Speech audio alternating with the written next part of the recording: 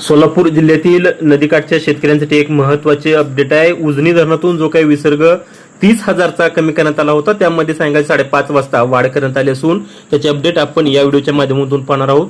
दर्शको, सोलापूर जिल्ह्याचे जलवरदान असलेलं उजनी धरण हे आज 99.89% भरलं असल्यामुळे पूर नियंत्रण करण्याच्या दृष्टीनं उजनी धरणातून सातत्यानं विसर्ग सोडण्यात येतोय।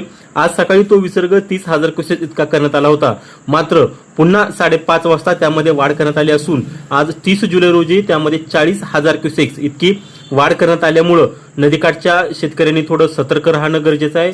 नदीपात्रामध्ये कोणी उतरू नये असा इशारा धरण प्रशासनाच्या वतीनं या ठिकाणी देण्यात येतोय। आपण सायंकाळी 6चे अपडेट पाहिले असेल तर सायंकाळी 6 वाजता दौंडची जी आवक आहे ती दौंडची आवक 29,639 क्युसेक्स इतकी आहे, मात्र पूर नियंत्रण करण्याच्या दृष्टीनं 10,000चा क्युसेक्स विसर्ग हा वाढवण्यात आला असून तो आता 40,000 आणि वीज निर्मितीसाठीचा 1600 क्युसेकचा विसर्ग असा एकूण 41,600 क्युसेकचा विसर्ग उजनी धरणातून भीमा नदीच्या पात्रामध्ये सोडण्यात येतोय।